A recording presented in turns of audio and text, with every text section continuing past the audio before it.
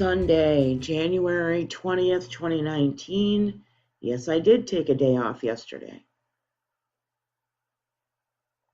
I needed to clean up my hard drive, and I also needed to go through our social media sites and make sure that I had removed all the Patreon links, because I found one or two that were not removed when we closed our Patreon site.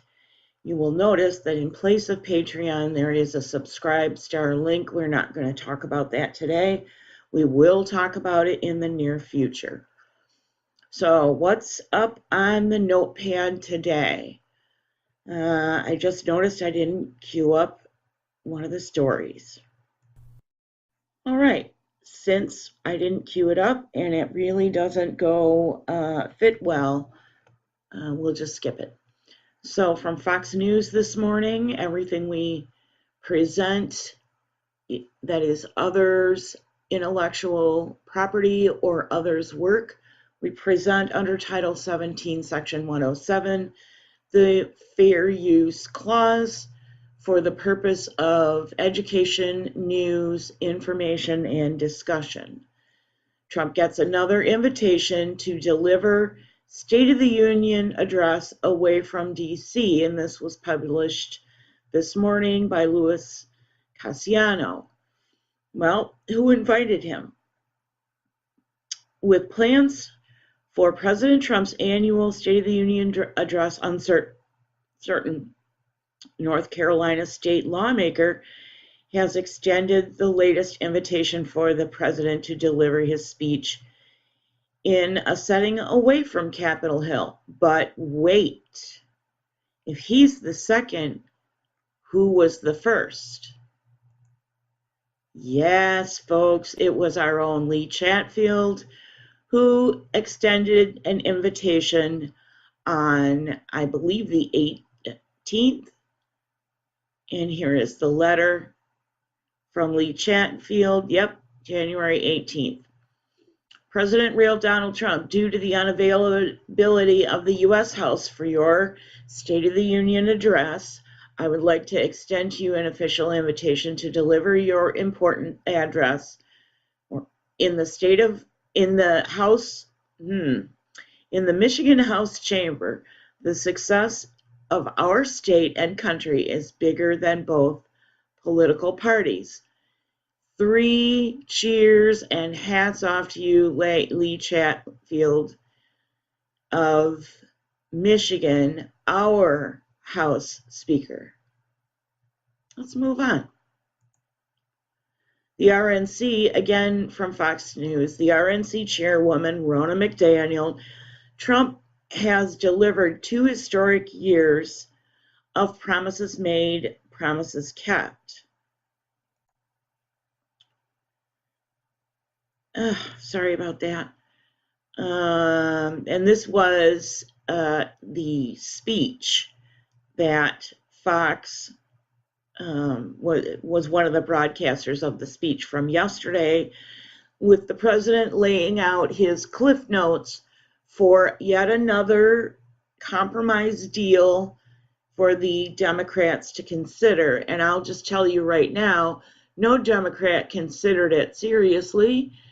On Capitol Hill, Nancy Pelosi issued a rebuttal statement rejecting it completely 5 minutes before this aired in a letter to President Trump at the White House.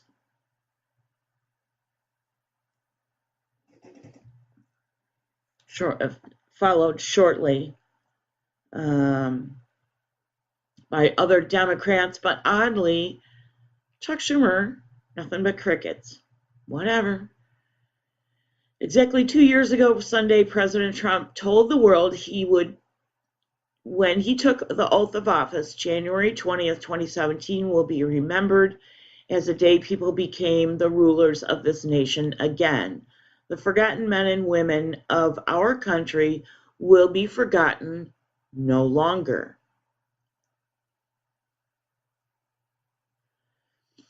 We're going to skip down to a couple of important points. Declaring the opioid a public health emergency, the president secured $6 billion in funding to fight the epidemic. He committed to stopping the flow of harmful drugs into our country by securing our southern border, where just last year Border Patrol seized 282,000 pounds, 282,000 pounds of cocaine, 248,000 pounds of methamphetamine, 6,500 pounds of heroin, and 2,400 pounds of fentanyl. And fentanyl is that drug that is manufactured in China that is synthetic. And first responders, we reported to you, I believe it was last week, first responders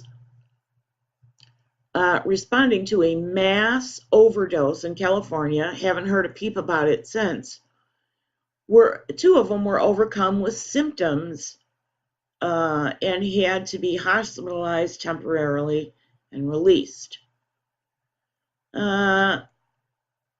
Militants attack convoy of Afghanistan's provincial governor. This is brought to you by Sputnik, and this was published this morning from Moscow via Sputnik.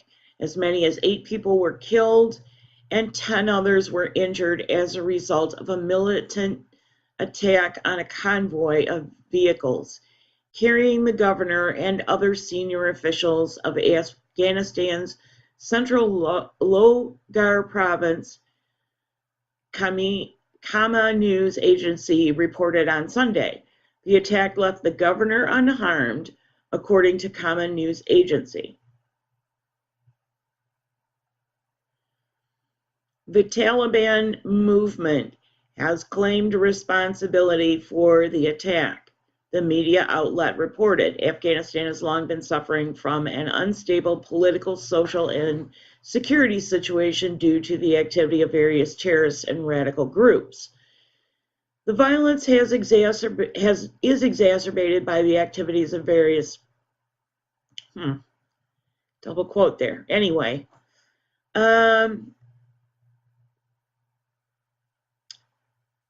I'd just like to point out there are people who are speculating about Nancy Pelosi's trip to Afghanistan, Egypt, and Brussels scheduled for this weekend during the government shutdown, which the president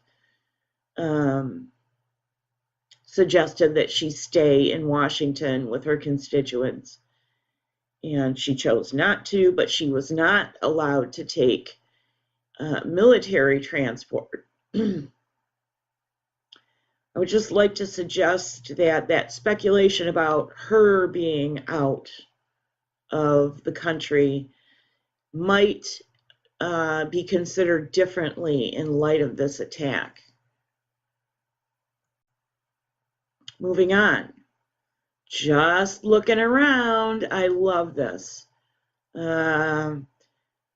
It was too long of a story to go into why alpacas figure prominently in my life, even though I own none and live near none and have never owned any. But it is a long and amusing story. So, just looking around, Alpaca walks into French Optician's shop. And this was also published this morning. Residents of Hennebont in the French region of Brittany couldn't believe their eyes when a furry alpaca paid a visit to the local optician's shop. The shop's employees decided to close the doors and call the police. Quote, "We saw him walk past the shop. He stopped in front of the automatic doors, which opened, and he walked in very quietly," close quote. Employee Helene said, as quoted by Le Telegram newspaper. "He was not at all aggressive. He was just doing his thing," she added. One of the visitors managed to take a photo of the curious alpaca, who possibly just wanted to buy a pair of glasses. Oh, I wish they would have gotten this on film. Oh, you just don't know how much I wish it. Anyway, let's move on. Half an hour later, the alpaca's owner arrived to collect the animal. Alpacas are indigenous to South America's Andes Mountains and are sometimes confused with llamas. They have been domesticated for thousands of years and are valued for their fleeces, which are used to make wool.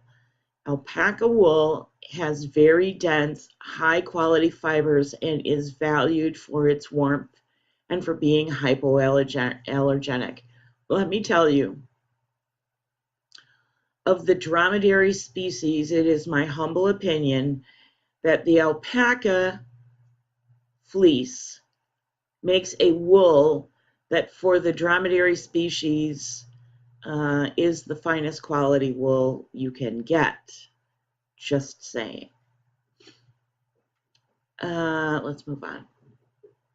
Breitbart. March for All, Women Counters Women's March. So did you know there was a third march? I didn't either. We are not victims. I like this sign. I am not an actor, but me too. Please, can someone hear me? And this is about gun rights, and her sign says gun rights, and I can't see the other picture. And the one down here, Women's March doesn't define me. And they are sporting pink, but they're sporting white hats. It's very interesting. All right. The third annual anti-President Donald Trump Women's March took center stage in Washington, D.C. on Saturday, but another movement was taking shape on the sidelines. The March for All Women, a project of the Independent Women's Forum and Independent Women's Voices. And this woman's placard says, "Where my voice counts." We're not going to play this clip. You would think we would, but we're not going to, because this report does not represent the voices of the subject of this article. It represents the voices of women from the other march. So what's the point? Do better. Just do better, Breitbart.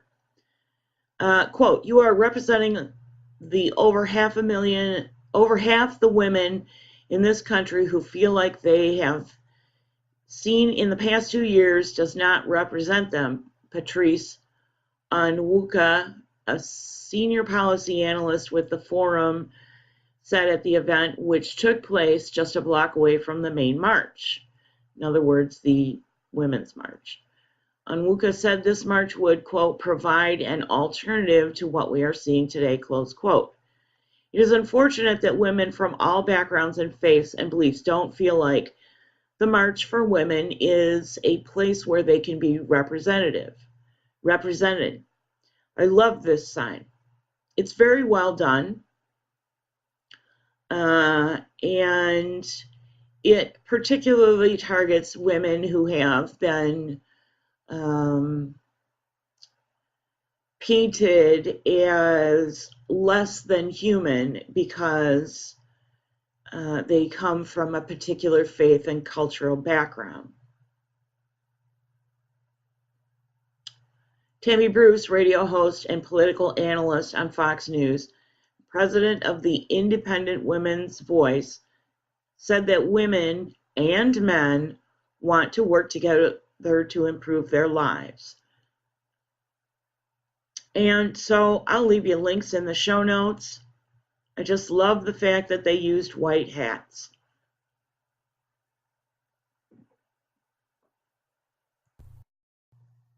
We believe in one of the most privileged and free societies of all time, Rose said, that we have been blessed.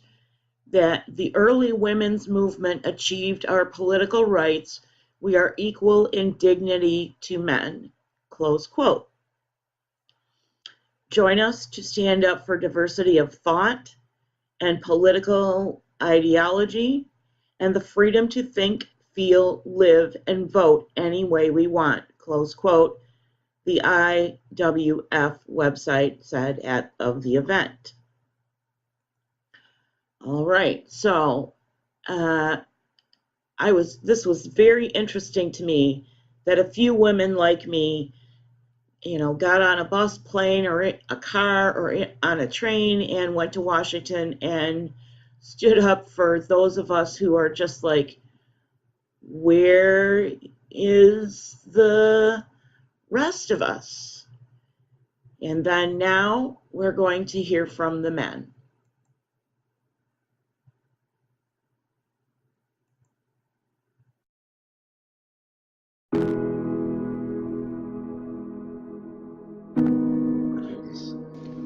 What is a man?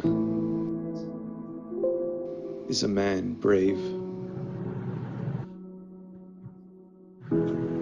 Is a man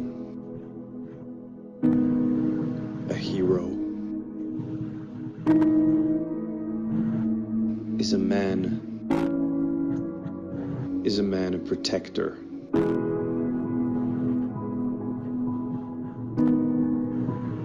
Is a man vulnerable?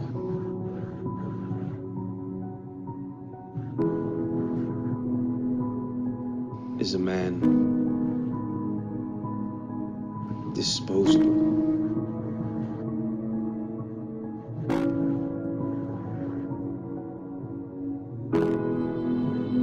Is a man broken?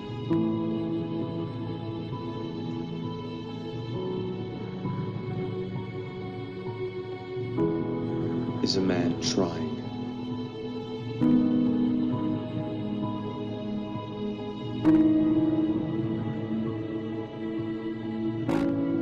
We see the good in men.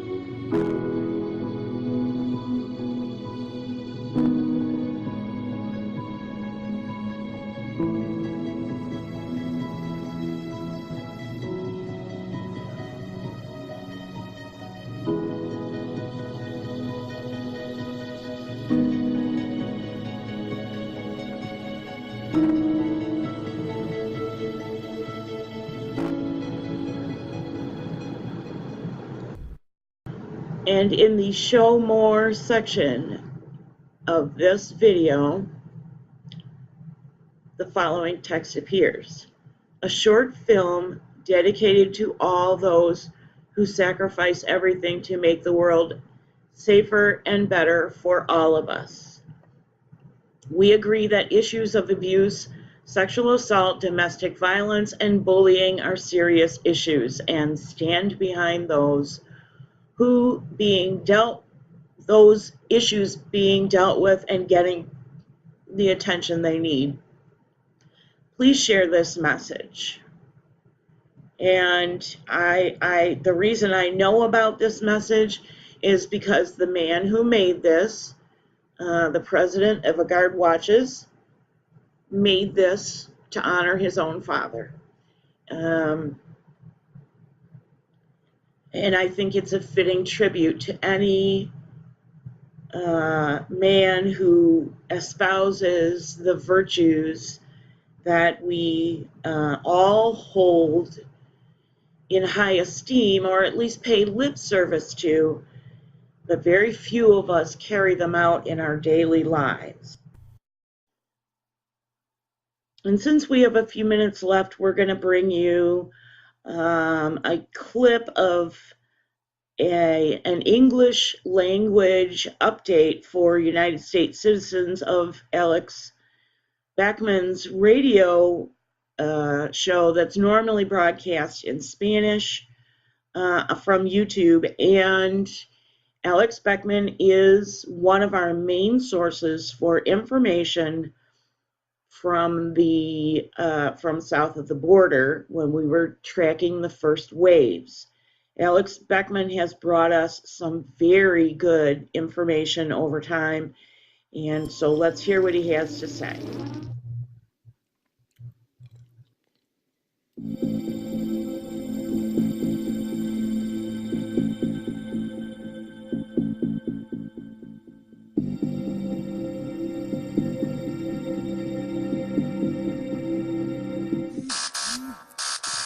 This is a United States-Mexico border crisis update. Hi, everyone. Good afternoon. I was going to record last night, but I was reading up, catching up, getting everything in order to update you with regard to the border crisis. Now, it's not only a border crisis. Now it's a transnational problem. They're streaming in, and they're coming in. The new caravan that formed on the 15th of January down in Honduras, in San Pedro Sula, left that country last Monday. They arrived to the Guatemala-Chiapas border station, where, of what we're seeing in the Mexican news, they're entering in an orderly fashion. They're putting a special type of barcode bracelet that is being printed out in order to have them tagged, because they have to tag them, because that's an orderly way to handle the situation. And all right, I just want to stop here for a second. Slowly, what he just said, they have to tag them to have it be orderly. First point, what do you want to bet that those bracelets will be cut off? Second point, remember the word tagging them, and think of it in larger terms with regard to the UN Migration Compact. All right, let's go back to Alex. I'll try not to do that again.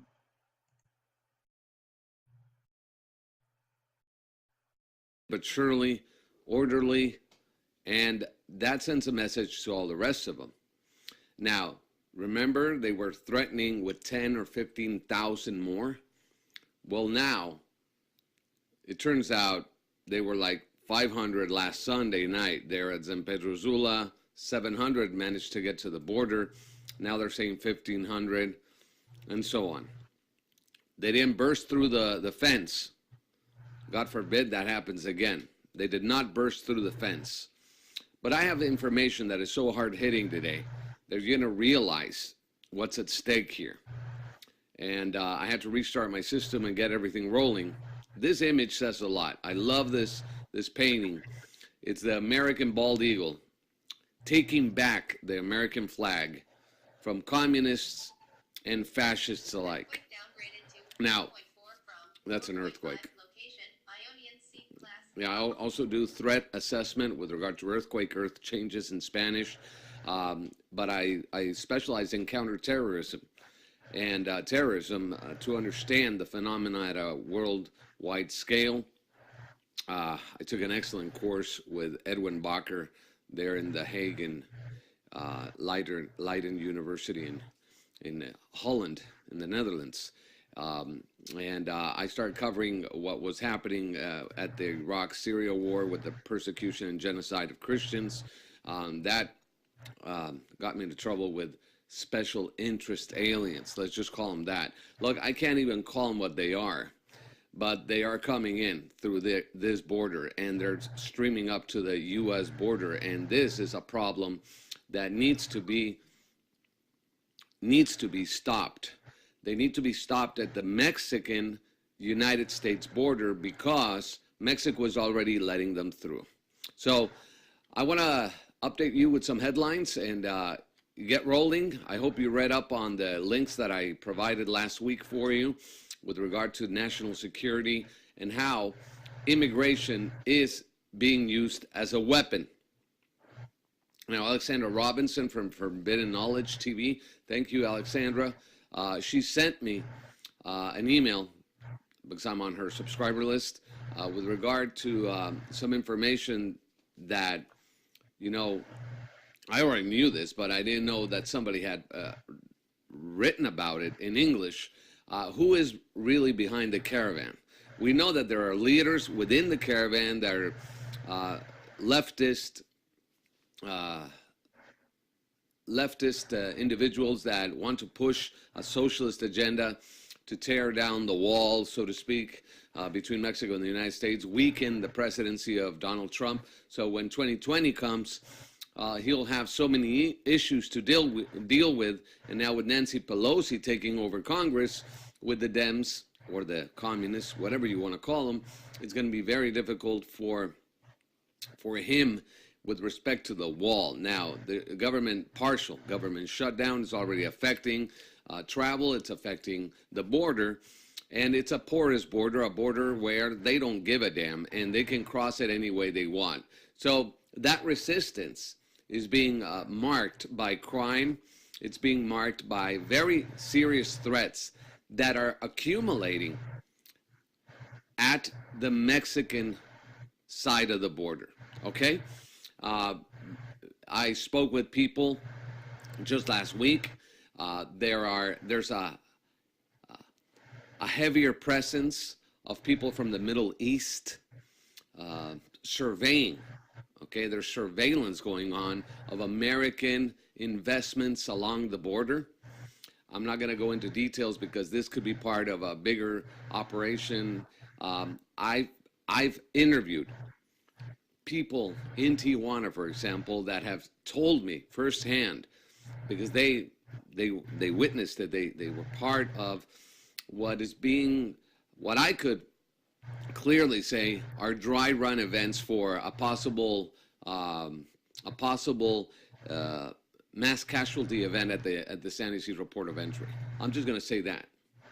And what worries me is that these groups, these dangerous elements that could and have already tried to cross the border into Mexico or are joining the Caravan or passing off as Caravaneers, let's call them, or migrants, because we can't say other words that would hamper their resolve in getting across the border with the protection of the United Nations and Mexico. Now, mind you, the government of Mexico, full left socialist on steroids, destroying the Mexican economy in less than a month, not even 100 days into the AMLO government, and he's already affecting the economy at a national scale with not importing gasoline from the United States into Mexico, because he believes he's going to restart or kick off the new Pemex 2.0.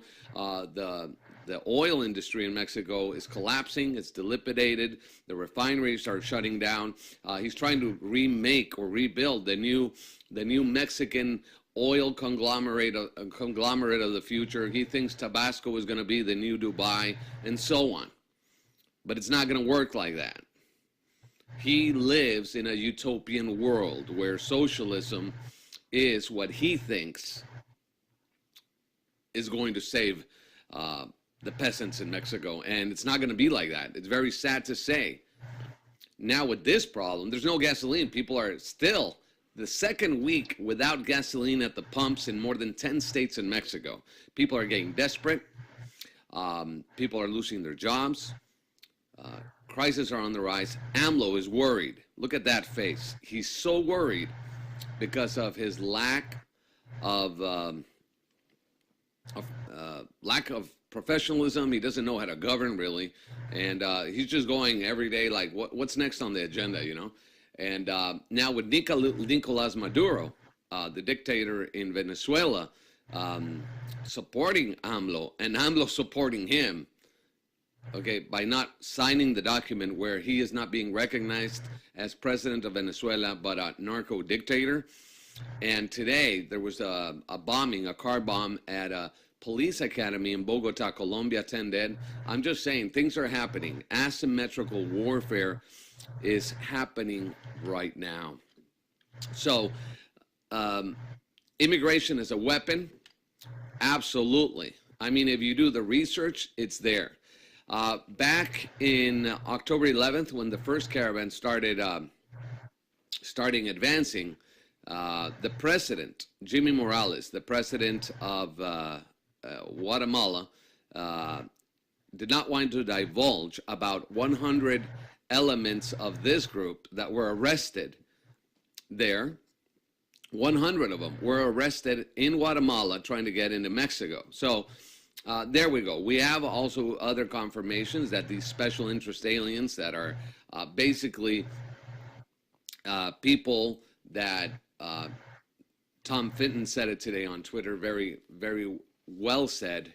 And thanks to him and Judicial Watch for their excellent work, saying that these people have a profile that, you know, lights up the flags or raises red flags with the U.S. national security authorities. So there you go. Well, I can tell the U.S. national security apparatus and the intelligence services that they are accumulating. There are every day more and more Islamic centers opening up south of the United States along the Mexican border. There is a heavy Middle Eastern and Russian presence all across the border. I mean, a lot.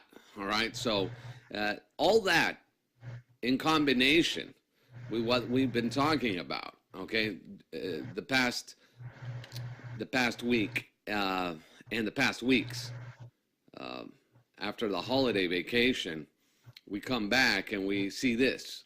Migration as a weapon in theory and practice. Dr. Kelly Greenhill wrote a book on it, okay, published in Strategic Insights. It's an e-journal published by the Center of Contemporary Conflict, Weapons of Mass Migration, Forced Displacement as an Instrument of Coercion. And it's funny, because this article by Dr. Greenhill is formidable. I really recommend that you read it. But just to define it, they are using illegal immigration, just like Turkey and Recep Tayyip Erdogan, whom I've been very critical of after how he blackmailed Europe in order to get, you know, certain benefits for Turkey with regard to being maybe admitted into the European Union or having massive visas issued for his citizens, or threaten to use mass migration as a weapon against Europe. And look what happened. Look at Europe right now. They defaced Europe using massive migration as a coercive measure. So we have that. It says here, the exploitation of refugees and migrants, which we might politely refer to as foreign policy bargaining chips and less politely as coercive weapons, is neither new nor novel. Moreover, neither is target state vulnerability to this unconventional brand of non-military coercion. So they're using a death by 1,000 cuts strategy that Brad Johnson, ex-CIA officer, intelligence officer, posted back in November via the Epoch Times website. We want to thank Alex Backman. He is a Mexican citizen who speaks both fluent English and Spanish, and he has done an outstanding job of giving us a broad overview and important details on the composition of these Caravaneers, as he has said, as well as an overview of the tie-ins of the politics south of our border. I want to go back to something Alex Backman said about the gas industry in Mexico and how it has been decimated. There was an explosion in Mexico of a Mexican gas pipeline. The footage at the time I saw this morning was too graphic to bring you, but the death toll is now at 73 as of earlier this morning. And I'd like to just have you think a little bit about what Backman said about the gas industry being decimated in Mexico because they're not importing gas from the United States, juxtaposed with this pipeline explosion happening just yesterday, I believe. To a couple of programming notes, I will most likely not be broadcasting tomorrow morning. I got very short notice that there are some maintenance people that will be in and out of our apartments all day long in my building tomorrow. So there's no way for me to do a broadcast efficiently unless I'm able to put together something over tonight and early tomorrow morning. The dog cannot be here because these are maintenance people who are unfamiliar to her, and she is very territorial and protective. That's all we have for you this morning on this beautiful sunny day with fresh snow from the last day and a half. We hope that you have had a wonderful weekend, that you and your family are blessed, and as we always say, until we see you again, have a fantastic day.